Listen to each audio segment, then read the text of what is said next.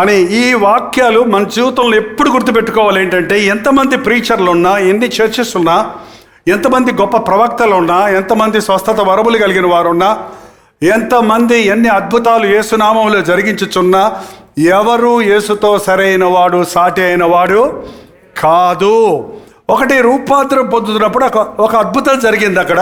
అది 3 సువార్తల్లో రాయబడింది. ఏంటది?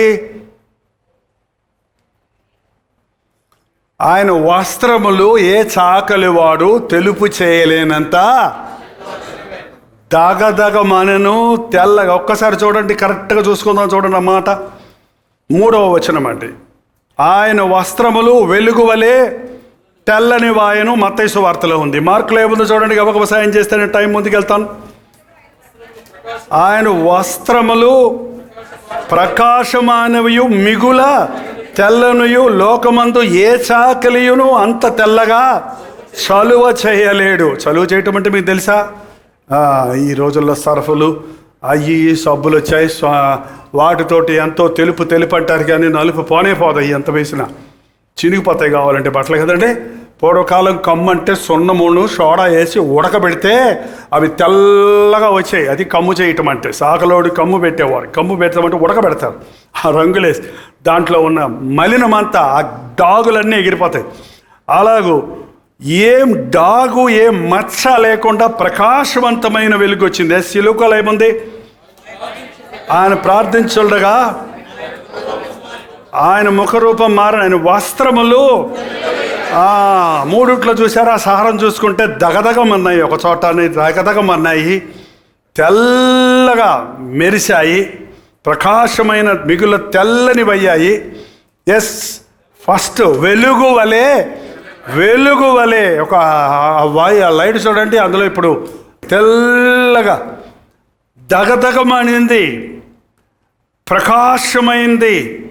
అంతేకాకుండా ఆయన ముఖాన్ని గురించి కూడా 3 కొంచెం వ్యత్యాసంగా చూడండి. ఆయన ముఖము సూర్యుని వలె ప్రకాశించను అని మత్తయి సువార్తలో ఉంది. ఎస్,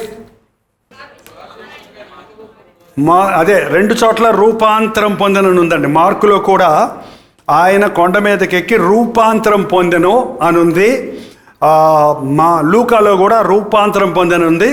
మరింత క్లియర్గా మత్తయి రాసింది ఏంటంటే సూర్యుని వలె ప్రకాశించింది. రూపాంతరం పొందిందంటే మీరు వీడియో ఎడిటింగ్ చేసేవాళ్ళం ఎప్పుడన్నా మిస్టేక్ వచ్చిందనుకోండి, ఆ 2 అతుకుల్ని కలపటానికి ఏం చేస్తామంటే ఒక ఫ్లాష్ వేస్తాం. పుష్క్ అంట తర్వాత. పుష్క్ అంటే ఒక ఫ్లాష్ వచ్చి అతుకుంది అని మనకు తెలియకుండా ముందుకు వెళ్ళిపోద్ది. ఏంటండి అంటే ఒక రూపాంతరం పొందాడంటే ఆయన ముఖం ఇట్లాగా ఒక్క దెబ్బకి, ఒక్క క్షణంలో మార్పు పొందింది. అంటే వెలుగు దగదగలాడింది. ఎలాగుంది చెప్పండి? లైట్ చూసి గుండ్రంగా ఉందా, స్క్వేర్గా ఉందా, లోపట బల్బ్ ఎట్టుంది? You can't say. కళ్ళు పోతాయి ఇంకెక్కువ చెప్పు చూస్తే. ఆయన ముఖం సూర్యుడు వైపు నేరుగా చూశారు అనుకోండి, అంతే వెళ్ళిపోతాయి, కళ్ళు ఉండవు. ఏంటండి? ఒకసారి ప్రకటన గ్రంథంలో చూస్తే 1వ అధ్యాయం, ప్రకటన గ్రంథం 1వ అధ్యాయం 16వ వచనం. ఆయన తన కుడి చేత 7 నక్షత్రములు పట్టుకుని ఉండును, ఆయన నోటి నుండి 2 అంచులు గల వాడి అయిన ఖడ్గం ఒకటి బయలు వెళ్ళుచుండను. ఆయన ముఖము మహా తేజస్సుతో ప్రకాశించుచున్న సూర్యుని వలె ఉండను. నేను ఆయనను చూడగా చచ్చిన వారి వలె ఆయన పాదముల యొద్ద పడితిని. యోహాను దర్శనంలో చూసింది పరలోకంలో ఉన్న ప్రభు యొక్క ముఖ కాంతి సూర్యుని వలె మహా తేజస్సుతో ప్రకాశించుచున్న సూర్యుని వలె. అంటే భూలోకంలో ప్రభు ఉన్నప్పుడు మామూలుగా ఆయన ముఖం ప్రకాశించలేదు.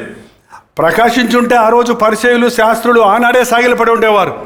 వాళ్ళు మామూలుగా ఈయన గలిలేడి వాడే కదా, నజరేతు వాడే కదా, వడ్లవాని కుమారుడే కదా అని మామూలు వ్యక్తిగానే ఉన్నాడు ఆయన రూపంలో. అక్కడ కలగలేదు. కానీ కొండ మీదకి వెళ్ళి ప్రార్థన చేస్తున్నప్పుడు ఆ పరలోకపు మహిమ ఆయన ముఖం మీద ప్రకాశించింది. ప్రార్థన మనల్ని పరలోక దర్శనాలతో నింపాలి. ప్రార్థన మనం కళ్ళు మూసుకొని ప్రార్థన చేయమంటున్నాం. అందుకే ఎక్కడ బైబిల్లో కళ్ళు మూసుకొని ప్రార్థన చేయండి అని ఎక్కడ రహస్యం లేదు. కానీ ఎందుకు కళ్ళు మూసుకుంటున్నామంటే మన ఏకాగ్రత కొరకు. ఈ లోకాన్ని చూసి ఈ లోకాన్ని చూసినంత వరకు ఏదో ఒక ఆశ, ఏదో ఒక కోరిక, ఏదో ఒక దుష్ట తలంపు, ఏదో ఒక దురాశ, ఏదో ఒక పాపపాశ మనలోనికి వస్తుంటుందండి. ఒక్కసారి మనం పైనున్న వాటిని చూస్తే, ప్రభు యొక్క స్పందన చూస్తే, పరిశుద్ధ సన్నిధిలో ప్రభువుతో మాట్లాడు, ప్రభువు తిరిగి మాట్లాడే వరకు ఆయన సన్నిధిలో కనిపెట్టు. పరలోకం టచ్ అయితే భూలోకంలో ఉన్నామన్న సంగతి మర్చిపోతామండి. భూలోకపు చింతలు, చికాకులు, ఆశలు, కోరికలు అవన్నీ పోతాయి. మనం రూపాంతరం పొందటం అంటే అర్థం ఏంటి? మనలో కొన్ని ఆశలు ఉన్నాయి, కోరికలు ఉన్నాయి, ఇష్టాలు ఉన్నాయి, కొన్ని ఇష్టం లేనివి ఉన్నాయి, కొన్ని కష్టాలు ఉన్నాయి. ఇవన్నిటికీ అతీతంగా దైవ శక్తిని అనుభవించటమే, దేవుని వెలుగుతో నింపబడటమే, దేవుని స్వరమును వినటమే రూపాంతరం పొందుతాం. ఆయన ముఖము సూర్యుని వలె ప్రకాశించింది, ఆయన వస్త్రములు దగదగలాడాయి. కొండ ఎక్కుతున్నప్పుడు ఒకవేళ చెమటగార్చడేమో, నేనైతే ఆశ్చర్యపడ్డానండి. అంతసేపు బస్సులో మేము వెళ్ళిన కొండని ఎలాగూ ప్రభువు కాలి నడకన నేరుగా నిఠారుగా ఉన్న కొండ శిఖరానికి ఎక్కాడోనని, అక్కడి నుండి యెరూషలేము అంతా చూసి ప్రార్థన చేస్తున్నాడు. ఇంకొకటి మన జీవితాల్లో నేర్చుకోవాల్సింది, మనం ఎక్కడ పడితే అక్కడ ప్రార్థన చేస్తాం అనుకుంటున్నామే కానీ, ఎక్కడ పడితే అక్కడ ఎప్పుడు పడితే అప్పుడు చేయొచ్చు, అది వేరే సంగతి. కానీ ఒక ప్రత్యేకమైన అనుభవాన్ని పొందాలంటే, ఒక ప్రత్యేకమైన విడుదలను పొందాలంటే, మీ జీవితంలో సంవత్సరాల తరబడి మిమ్మల్ని వెంటాడుతున్నటువంటి బలహీనత నుంచి విడిపించబడాలంటే, మీలో ఉన్న అవిశ్వాసం నుంచి మీరు విడిపించబడాలంటే, సంవత్సరాల తరబడి ప్రార్థన చేస్తున్నా కూడా జవాబు రాని విషయాలకు జవాబులు పొందాలంటే, నీవు లోకానికి అతీతంగా ఏకాంతంగా పోయి ప్రభు జవాబు ఇచ్చే వరకు కనిపెట్టాలి. ఎక్కడికి వెళ్ళాలో అక్కడి నెహెమ్యా యెరూషలేము గోడలు పడిపోయినాయి అని తెలిసినప్పుడు, ఇశ్రాయేలీలు శ్రమలో ఉన్నారని తెలిసినప్పుడు, ఆయన చాలా రోజులు తాను ఉన్న చోటే కూర్చుండి ఏడ్చి ప్రార్థించాడో, అక్కడి నుంచే డబ్బులు పంపించి వాళ్ళని కట్టుకోడరా గోడని చెప్పొచ్చా లేదా? కానీ ఏం చేశాడు ఆయన నెహెమ్యా? అక్కడికి నేరుగా వెళ్ళాడు, అక్కడున్న వారందరినీ సమకూర్చాడు. రండి, మరలా మన పట్టణాన్ని కట్టుకుందాం, రండి మన దేవుని మందిరాన్ని కట్టుకుందాం రండి అని పిలిచినప్పుడు, వాళ్ళందరూ అన్ని పనులు వదిలిపెట్టి వచ్చి అన్ని నెలల ప్రార్థన తర్వాత కొన్ని దినములలో ఆ కట్టడం ముగించేశారు. ఎన్ని దినాలంటే ప్రహరీ 52 రోజులు అంతే. మనమేమో 5 నిమిషాలు ప్రార్థన చేస్తాం, ఆ పని 5 సంవత్సరాల్లో ముగించలేము. ఇంకా మనం ప్రార్థన ఎక్కువసేపు ప్రార్థనలో కనిపెట్టి ఇల్లు కట్టుకోవాలని అనుకునేవాడు కనీసం 10 సంవత్సరాలు ప్రార్థన చేయండి ఇక మీదట. అప్పుడు అప్పు లేకుండా ఇల్లు కట్టుకుంటారు మీరు. అప్పుడు గుర్తురాదు అసలు, అప్పుడు మనకి కదా, అప్పుడు గుర్తురాదు. పెళ్లి చేయాలనుకున్న వాళ్ళు కనీసం, నేను చెప్పాను ఏంటండి, 3 సంవత్సరాలమ్మా, కనీసం 3 సంవత్సరాలు ప్రార్థన చేయండి. అప్పుడు పెళ్లికి అప్పు చేయరు. అసలు పెళ్లిలో రిగ్రెట్స్ ఉండవు. అది ఎందుకు చేసుకున్నారు రా బాబు ఈ పెళ్ళి, ఎందుకు పెట్టుకున్నావురా ఈ దరిద్రం అని మళ్ళీ పెళ్ళిళ్ళు చేసుకొని కంగారు పడేవాళ్ళు ఉన్నారు, నష్టపోయేవాళ్ళు ఉన్నారు. కారణం, మనం ప్రార్థనలో కనిపెట్టినప్పుడు పరలోకపు దైవ చిత్తాన్ని మనం ఎరుగుతాం. పరలోక కార్యాలు సునాయాసంగా ఈ భూలోకపు సమస్యల నుండి మనం బయటపడగలుగుతాం. ప్రభు ఇక్కడ సిలువెక్కటం కోసం సిద్ధపడడానికి వెళ్ళాడు ఈ ప్రార్థన. ఇది సిలువ ఎక్కటం కోసం సామాన్యం కాదండి. సిలువ చేరటం అంటే నిందించబడడానికి ఎవడిష్టపడతాడు, హింసించబడడానికి ఎవడిష్టపడతాడు? అందులో ఒక హోదాలో ఉన్న వ్యక్తి అవమానించబడడానికి ఇష్టపడతాడా చెప్పండి? రాజాది రాజుగా ప్రభువులకు ప్రభుగా ఉన్నవాడు దిగొచ్చి మన కొరకు రావటమే గొప్ప. ఒక నీచాతి నీచమైన మరణానికి, ఒక హీనాతిహీనమైన స్థితికి తన్ను తాను తగ్గించుకోవటం అనేది సులభమైన పద్ధతి, సులభమైన పని కాదు. ఆయన శరీరంలో ఉన్నాడు, కానీ దాని కొరకు ఆయన సిద్ధపడ్డాడు. ప్రార్థనలో అసాధ్యాలు సుసాధ్యాలు అవుతాయి. రూపాంతరం అంటే తన యొక్క తమిళ బైబిల్లో ఉంది, మరురూపం ఎడతారా, మరురూపమానార్ ఎన్న పొట్టరికి మరురూపమానారు. కొత్త రూపం వచ్చింది అంటే, కొత్తదనం రావాలి ప్రార్థనలో. నువ్వు ఒక ఉద్దేశంతో ఇక్కడికి వచ్చావు, ప్రార్థించేటప్పటికీ అదే ఉద్దేశంతో వెళ్ళకూడదు. నీ ఉద్దేశాలు పరిశుద్ధపరచబడాలి. నీ ప్రార్థన భారాలకు జవాబులు చేయాలి. అదే భారంతో వచ్చి మళ్ళీ అదే భారంతో వెళ్తే అది ఏకాంత ప్రార్థన కాదు, రూపాంతరం పొందే ప్రార్థన కానే కదా. మార్పు మనలో కనబడాలి. ఏడుస్తూ వచ్చావు కానీ సంతోషంతో గంతులు వేసుకుంటూ వెళ్ళాలి. హన్నా ఏడుస్తూ వెళ్ళింది దేవుని మందిరంలోనికి. నీళ్లు కుమ్మరించినట్టు తన హృదయాన్ని కుమ్మరించింది. వెంటనే జవాబు వచ్చింది ప్రార్థనలో ఆమెకి. మరుసటి సంవత్సరం నీ ఒడిలో బిడ్డ ఉంటాడని కానీ నాటి నుండి దుఃఖముఖిగా ఉండుట మానను. మళ్ళీ ఏడవలేదు తన జీవితంలో. ఎందుకు? మనం వారం వారం రావటం, ఏడ్చుకోవటం, మళ్ళీ పోవటం, మళ్ళీ ఏడ్చుకోవటం, మళ్ళీ పోవటం, ప్రార్థనకు జవాబు రాలేదంటున్నాం. కారణం కనిపెట్టడం లేదు. ప్రభువు నీతో మాట్లాడే వరకు కనిపెట్టు. ఇక్కడ టైం అయిపోతే చర్చిలో మనం కూర్చోడానికి కుదరకపోతే నైట్ ఉంటే ఇక్కడ ప్రార్థన చేసుకోండి మిమ్మల్ని ఎవరు వద్దన్నారు? లేదా మీ ఇంటికి వెళ్ళి మీరు ప్రార్థన చేసుకోండి ఎవరు వద్దన్నారు? మీ ఇంటిలో మిద్ది మీదకి ఎక్కి ప్రార్థన చేసుకోండి, మీ గదిలోకి వెళ్ళి తలుపేసుకొని ప్రార్థన చేసుకోండి. దేవుడు జవాబిచ్చే వరకు నీవు నన్ను ఆశీర్వదిస్తే కానీ నేను నిన్ను విడిచిపెట్టను అని పోరాడాడు యాకోబు. కాబట్టి ఇంచుమించు తన జీవితంలో 20 సంవత్సరాలు వృధాపరుచుకున్నాడండి దేవుని ఆశీర్వాదాలు లేక. ఇంచుమించు 20 సంవత్సరాలు తన జీవితంలో పొందలేని నిజమైన ఆశీర్వాదాన్ని ఓవర్ నైట్ ఒక రాత్రిలో సంపాదించుకున్నాడు. ఒకవేళ నీ జీవితంలో కొన్ని సంవత్సరాలుగా నువ్వు ఎదురు చూస్తున్నవి జరగలేదని, నీ జీవితంలో మార్పు కలగలేదని, కొన్ని విషయాల్లో జయం కలగలేదని దిగులుతో ఉన్నావేమో. కొంతమందికి ఆలోచనలో జయం లేదండి. నేను ఆలోచనలో తప్పిపోతున్నాను చాలామంది చెప్తుంటారు. నా ఆలోచనలు మోహపు చూపులు వస్తున్నాయి, నాకు చెడ్డ ఆలోచనలు వస్తున్నాయి, ఒక మనిషిని చూస్తే దురాలోచనలు వస్తున్నాయి అని చెప్పేవాళ్ళు ఉన్నారు. నీ ఆలోచనలు జయించడానికి దేవుని సన్నిధిలో పరిశుద్ధాత్మతో నీవు అభిషేకించబడా. కొంతమంది జీవితాల్లో సీక్రెట్గా చూసి ఆ సెల్ ఫోన్ పట్టుకొని ఎవడూ చూడకపోతే ఏం వెతుకుతున్నారో మీకే తెలిసి, మీ అంతరాత్మలకు తెలుసు. ఎన్నిసార్లు ఇది చూడకూడదు అనుకుంటూనే వాటిని చూస్తున్నారో that is your weakness. That is the power of the devil. సాతాను శక్తి నీ మీద ప్రభావం చూపిస్తుంది. దాన్ని ఎదిరించాలంటే, సాతాన్ని ఎదిరించడానికి కత్తులు, కటారాలు, అరుపులు, కేకలు పనికిరావండి. మోకాళ్ళ ప్రార్థన. యేసు ప్రభు కూడా సిలువెక్కకుండా ఉండడానికి సాతాను చాలా అభ్యంతరాలు పరిచిందా లేదా?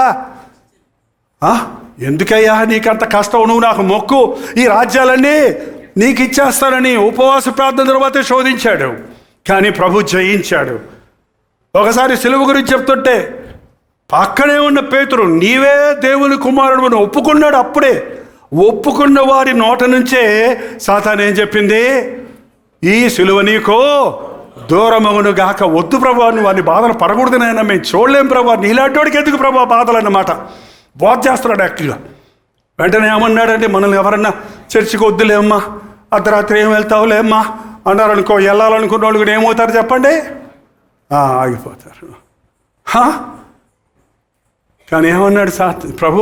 సాతానా, ఏయ్ పేతురు, నువ్వు కాదు మాట్లాడేది, నీ ద్వారా నాకు ముఖ్యమైన శిష్యుడు నువ్వు. కొద్ది నిమిషాల ముందే నీ నోట్లో నుంచి పరిశుద్ధాత్ముడు ఇది దేవుడు నీకు బయలుపరిచాడని ప్రభు చెప్పడా లేదా? దేవుడు వాడుకున్న మనిషినే సాతాను కూడా వాడుకుంటాడా? భలే వాడుకుంటాడు. మీకు తెలుసో తెలీదు. చాలా జాగ్రత్తగా ఉండాలి. దేవుడు నిన్ను వాడుకుంటున్నాడంటే సాతాను కన్నంతా నీ మీదే ఉంది. ఒక నా తీసేస్తాడు, ఒక లే తీసేస్తాడు, అంత కాంట్రడిక్ట్ అయిపోద్ది. నన్ను కనుగొనిన వాడు జీవమును కనుగొనును అని బైబిల్లో వాక్యం ఉందండి. మీకు తెలుసా? ఎంతమంది తెలుసు? నన్ను కనుగొనిన వాడు జీవమును కనుగొని. ఎందుకంటే మీ బైబిల్లో, పాత బైబిల్లో, కొత్త బైబిల్లో తెలుసుకోదామని. సామెతలు 8:35 నన్ను కనుగొని వాడుందా? నా బైబిల్లో తప్పుంది. ఓకే పైన ఉంది కదా, నన్ను కనుగొను వాడు జీవమును కనుగొను, నన్ను కనుగొనని వాడు తనకే హాని చేసుకొనును. 2వ వచనంలో, 36వ వచనంలో కొన్ని బైబిల్స్లో ఒక సీజన్లో తప్పు పడింది. ఏంటంటే జస్ట్ కనుగొనని, కనుగొనిన. నన్ను కనుగొనిన వాడు తనకే హాని చేసుకొనును. నన్ను ఆ నీ తీసిటి పెట్టండి, ఏమైంది? నన్ను కనుగొనిన వాడు తనకే హాని చేసుకొనును. ఒక ఎడిషన్లో తప్పుపడింది, తర్వాత ఎడిషన్లో వాళ్ళు కరెక్ట్ చేశారు. ఒక్క నాని ఇటు అటు పోయిందంటే కంప్లీట్గా ఏమైపోయింది? సైతాన్ మాట అయిపోయింది అది. అంతే. ఇవాళ అందుకే దేవుడు వాడుకునేవాడిని ఆ నానీలు గడిపేస్తాడు అంతే. అంతా అలాగే ఉంటాడు అయ్యగారి భాష అలాగే ఉంటుంది, అయ్యగారి బోధ అలాగే ఉంటుంది, అయ్యగారి ప్రార్థనలు అలాగే ఉన్నట్టు కనపడతాయి. కానీ ఎక్కడో ఒక చోట తప్పు చేస్తాడు. ఇంత దర్శనం చూసి, అంత తేజస్సు చూసి, అంత వెలుగు చూసి, అంత అద్భుతం చూసిన పేతురు యోహానుల్లో పేతురు ఏమన్నాడండి? ప్రభువా, ఇక్కడ ఉండటం మనకి మంచిది, నీకు గుడారం, నీ దగ్గర నేను ఉంటాను ప్రభువా.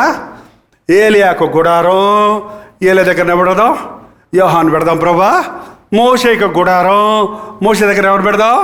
యాకోబుని పెడదాం. మనం ఇక్కడే సెటిల్ అయిపోదాం. కింద 9 మంది తప్పలు పడతాడు. అక్కడ ఒక దెయ్యం పట్టుని తీసుకొస్తే 9 మంది పో పో పో పో అంటుంటే ఒకటి తర్వాత ఒకటి తిప్పలు పడుతుంటే కొండ కింద ఆ దెయ్యం వెళ్ళగొట్టలేకపోతున్నారు. ఇంకా 9 మంది సంగతి మర్చిపోయారు. ఇంకా కింద ఉన్న వాళ్ళ సంగతి మర్చిపోయారు. అసలు ప్రభు పరలోకం వెళ్ళాలనే సంగతి మర్చిపోయారు. ఇప్పుడు నా కంఫర్ట్ చూసుకుంటున్నాం. ఏం కావాలండి? మనం ఒక చర్చి కట్టుకొని, చర్చి మీద ఇల్లు కట్టుకొని, పొడి చర్చి కింద ఇల్లు కట్టుకొని, ఓసారి అడుగుతారు నా నాయగారు, మేము ఒక చర్చి కట్టుకోవాలని ఆశపడుతున్నాం, ఇల్లు పైన కట్టుకోమంటారా కింద కట్టుకోమంటారా? కింద కట్టుకోమంటే కింద కట్టుకుంటే దేవుడికి కింద పెట్టిన అవుద్ది కదా, పైన కట్టుకుంటే దేవుడి మీద ఎక్కువ కూర్చున్నట్టు అవుద్ది కదా. ఎక్కడ కట్టుకోమంటారు? పక్కన కట్టుకోవయ్యా, పక్కన స్థలం లేదండి, సరిపోదు. వెనక కట్టుకోవయ్యా, వెనకంటే ఈ వెనకాల స్థలం లేదండి, గవర్నమెంట్ ఒప్పుకోదు. పైన కట్టుకుంటావా కింద కట్టుకుంటావా? దూరంగా కట్టుకోపో. మందిరం ఓ చాట కట్టుకో, ఇల్లు ఇంకో చాట కట్టుకోకపోతే ముందు ఇల్లు కట్టు, తర్వాత మందిరం కట్టు. అవునా? చాలామంది పాస్టర్ గారులు మందిరం కడతాం కానుకలు ఇమ్మని అడిగి కానుకలు వచ్చాక శుభ్రంగా ఇల్లు కట్టుకుంటున్నారంటే, ఏంటి పాస్టర్ గారు ఎట్లా చేశారంటే, మీరు ఇచ్చిన డబ్బులు చర్చి కడతానికి ఎక్కడ సరిపోతాయ్యా, మా ఇల్లు కట్టుకోవడానికి సరిపోక ఇంక మళ్ళీ సగం అప్పు చేశారన్నారంట పైగా. ఏంటండి ఇదే మనసు? దేవుని సేవ అంటారు, శిష్యులం అంటారు, సేవకు వచ్చామంటారు, గుడారం కట్టుకుందాం. ఏంటంటే ఈ మనల్ని ఏదో కట్టుకుందాం, కూర్చుకుందాం, సెటిల్ అయిపోదాం, ఇక్కడే ఉండిపోదాం. ఎందుకన్నాడో తెలుసా పేతురు అలాగా? ఒక సువార్తలోనే ఉంది అది. ఇందా చెప్పారు ఎవరో, అరే నిద్రపోయాడండి, చదవండి అది. నిద్రపోయాడు. నిద్రలో నుంచి లేస్తే అర్థం కావాలి ఆయనకి, మనిషికి. ప్రభు రూపాంతరం పొందుతుంటే నిద్రపోతున్నాడు. నిద్ర మత్తుగా ఉన్నారంటే పోన్లేండి నిద్రపోలేదంటలే. నిద్రపోవటమా నిద్ర మత్తులో ఉన్నోడు బెటరా, నిద్రపోయినోడు బెటరా? నిద్రపోయినోడు కనీసం ఏమీ తెలియదు వాడికి. ఈ మత్తుగా ఉన్నోడికి ఇవి అంటాడు అంటాడు, బస్సు ఆగింది దిగింది అంటాడు, వాడు స్టాప్ వెళ్ళిపోయిందిలో చూసుకోడు. వేళచర్లు దిగాల్సిన వాడు తాపర్లో కళ్ళు తెరుస్తాడు. చాలామంది అలాగే నిద్రపోతారు ట్రైన్లో, బస్సుల్లో. ట్రైన్ స్టేషన్ వెళ్ళిపోయింది అని అడుగుతారు, వచ్చిందా? విజయవాడ అలాగే విజయవాడ స్టేషన్ వచ్చిందా అని గంట కట్టుకు నిద్రపోతాడట. సుగదానం గారు చెప్పారు, ఆయన అడుగుతుంటారు, అయ్యా వచ్చిందా? విజయవాడ స్టేషన్ వచ్చింది, ఇంకా రాలేదయ్యా, ఏలూరులో ఉన్నాం, తాడేపల్లిగూడెంలో ఉన్నాం అని చెబుతుంటే మళ్ళీ అయ్యా వచ్చిందా? ఇంకా రాలేదయ్యా. ఇంకా ఊరికి అడుగుతుంటే, అయ్యా అది మన దగ్గరకు రాదయ్యా, మనమే దగ్గరికి వెళ్తాం. విజయవాడ మన దగ్గరకు రాదు, మనమే విజయవాడకి వెళ్తాం. మనం గుర్తుపెట్టుకోవాలండి, దేవుడు మన దగ్గరికి రావాలంటున్నాం, కానీ మనం దేవునితో సహవాసం చేయాలి. వీళ్ళు నిద్రమత్తులు లేచిన వాళ్ళు అట చూడంగానే, ముగ్గురు కనపడగానే, అబ్బా ఎప్పటి నుంచో మోషేని చూడాలనుకున్నామే, ఎప్పటి నుంచో ఏలియాని చూడాలనుకున్నామే. ఎలా తెలిసింది వాళ్ళు ఏలియా మోషేలని? వాళ్ళకు ఒక వస్త్రధారణ ఉందండి, ఒక షేప్ ఉంది.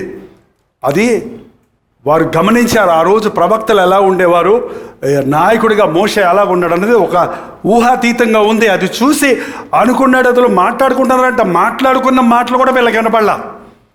మత్తుగా నిద్రపోయేవాడికండి ఎందుకు నిద్రపోతారో తెలుసంటే, ఎందుకు నీకు దేవుడు మాట్లాడే విషయం ఉంది, అది సైతాన్ని వెనకుండా చేస్తున్నాడు.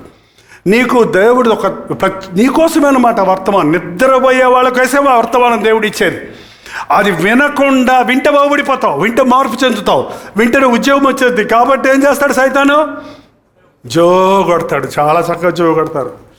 పూర్వకాలం నిద్రపోతే అమ్మ ఏం చేస్తుంది తెలుసా? జో అట్లా ట్యాపరింగ్ చేస్తుంటే భలే వస్తుంది నిద్ర కదండి. నిద్రపోయే వాళ్ళు, నిర్లక్ష్యంగా ఉండేవాళ్ళు దేవుని అద్భుతాలు చూసినా కూడా గ్రహించుకోలేరండి. మీరు వినుటకు మటుకు విందురు కానీ గ్రహించుకోలేరు, మీరు చూచడం వరకు చూచుతారు కానీ మీరు గ్రహించుకోలేరు. అందులో బెస్ట్ శిష్యులను ఎత్తుకున్నాడు. 9 మందిలో ఎంతమందిని తీసుకెళ్ళాడైనా? 3 వెంట పెట్టుకొని, వారిని మాత్రమే ఉంది అక్కడ. మరి ఇంకో సువార్తలో వారిని మాత్రమే వెంట పెట్టుకొని వెళ్ళాడండి. వారిని 3 స్పెషల్గా ఎక్స్పెక్టెడ్ మోడ్. ఇక్కడ వారిని 3 ఎన్నుకున్నాడు, ఇక్కడ నిద్రపోయాడు. చివరికి గెత్సేమనే తోటలో ప్రభువు సిలువను ఎదుర్కోవడానికి వెళ్ళినప్పుడు కూడా ఎవరిని ఎన్నుకున్నాడు? మళ్ళీ పేతురు, యోహాను, యాకోబుల్ని 3 వెంట పెట్టుకొని మెలకువగా ఉండి, నిద్రపోవటం చూసి మెలకువగా ఉండి మీరు శోధనలో ప్రవేశించకుండా మెలకువగా ఉండి ప్రార్థించండి. లేచి నిలబడి ప్రార్థిద్దాం. అందరం మన 2 చేతులు పైకెత్తి మరొకసారి మన కొరకు ప్రార్థించుకుందాం, సంఘం కోసం ప్రార్థిద్దాం. ఈరోజు ఒక అనుభవాన్ని పొందినట్లుగా మన ఇళ్ళకి వెళ్ళిన ప్రార్థనలో కొనసాగుదాం. అనుదినము నీ మాట విని ఆ ప్రకారంగా జీవించే కృప మాకు దయచేయ్యా. భూలోకపు బలహీనతలను మేము జయించినట్లు, అపవాది పట్టుల నుండి మేము విడిపించబడినట్లు, వినగలిగిన చెవిని గ్రహించగలగల హృదయాలు మేము పొందినట్లుగా మోకాళ్ళ ప్రార్థన మాకు నేర్పించయ్యా.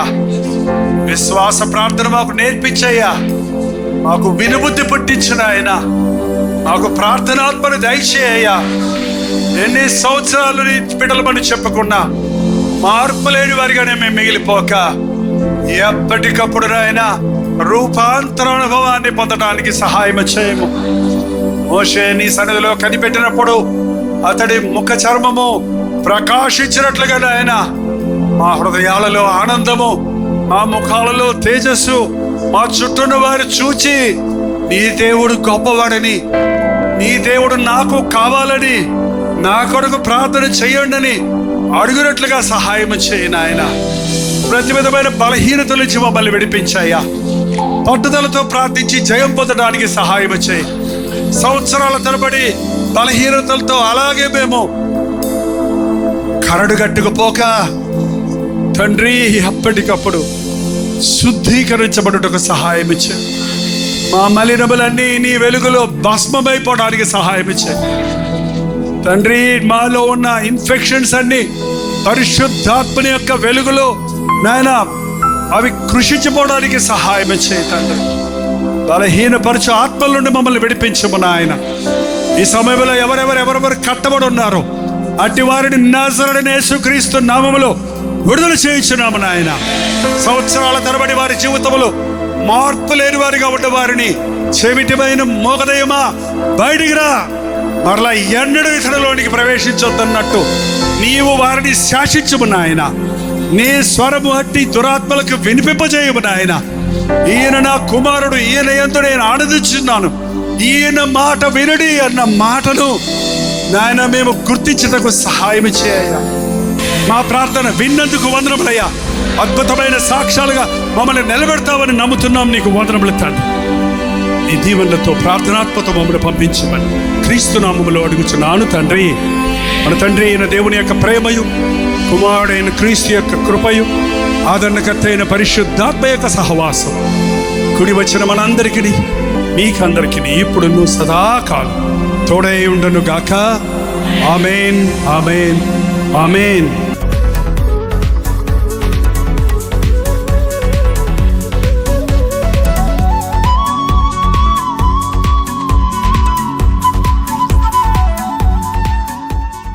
కడపలో 1 డే గెట్ టుగెదర్ ఏర్పాటు చేస్తున్నాం.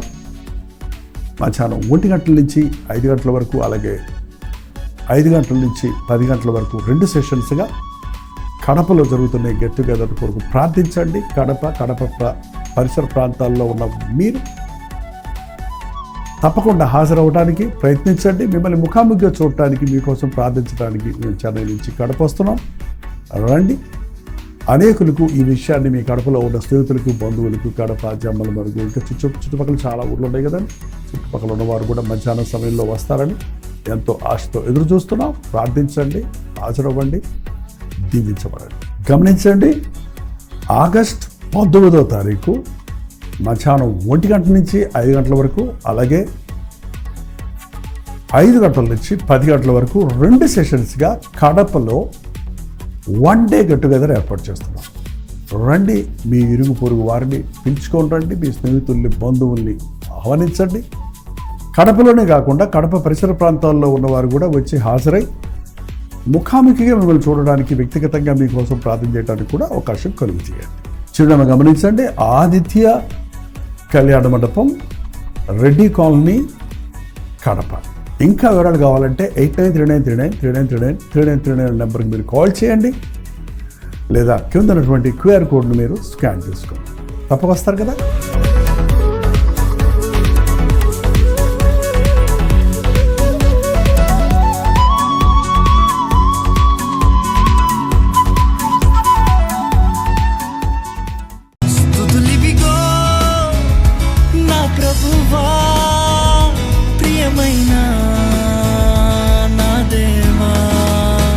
హల్లెలూయా, దేవునికి స్తోత్రం. బెంగళూరు పరిసర ప్రాంతాల్లో ఉన్న వారికి శుభవార్త. ప్రతిరోజు దేవుని వాక్యాన్ని అనేక భాషల్లో వింటున్న మిమ్మల్ని ముఖాముఖిగా చూడాలని, మీకోసం వ్యక్తిగతంగా ప్రార్థించాలని బెంగళూరు వస్తున్నాం. ఆగస్ట్ 27వ తారీఖు మధ్యాహ్నం 2 గంటల నుంచి 5 గంటల వరకు, 6 గంటల నుంచి 10 గంటల వరకు జరిగే ఈ 2 సెషన్స్లోనూ పాల్గొనడానికి సిద్ధపడరండి. మిమ్మల్ని ముఖాముఖిగా చూసి వ్యక్తిగతంగా మీరు ప్రార్థించాలని, దేవుని వాక్యమును ధ్యానించి మనమందరం కలిసి దేవుని సన్నిధిలో ఆనందించాలని ఈ 1 డే గెట్ టుగెదర్ను ఏర్పాటు చేస్తున్నాం. రండి, కుటుంబాలుగా తరలి రండి. ప్రభు సన్నిధిలో మనందరం కలిసి ఆయన వాక్యాన్ని ధ్యానిద్దాం, ఆయన్ని ఆరాధిద్దాం. మరి ముఖ్యంగా మీ సాక్ష్యాలు వినడానికి, మీ కొరకు ప్రార్థించడానికి నేను ఎంతో ఆశ కలిగి ఉన్నాను. సోషల్ మీడియా ద్వారా, టెలివిజన్ ద్వారా వాక్యం వింటున్న మిమ్మల్ని ముఖాముఖిగా చూసి బలపరచాలని ఎంతో ఆశతో ఉన్నాం. తప్పకుండా రండి. బెంగళూరులోని హడ్సన్ కమ్యూనిటీ సెంటర్లో, CSI కాంపౌండ్లో ఈ 1 డే గెట్ టుగెదర్ జరుగుతుంది. మరిన్ని వివరాలు కావాలంటే 893939393939 నెంబర్కి మీరు కాల్ చేయండి, లేకపోతే మీరు చూస్తున్నటువంటి నెంబర్లకు వాట్సాప్ పెట్టండి, లింక్ మీకు పంపిస్తారు. తప్పక వస్తారు కదా.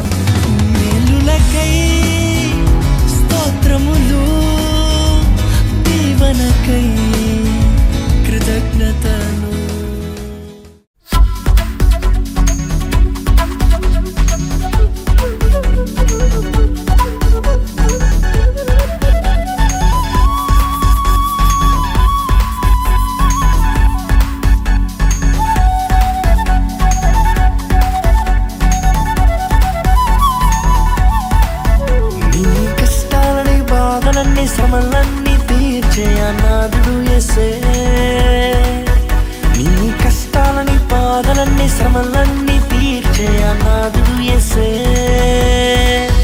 ఆది నుండి ఉన్నవాడు ఆ దేవుడు, అద్భుతాలు చేసేవాడు నా యేసుడు.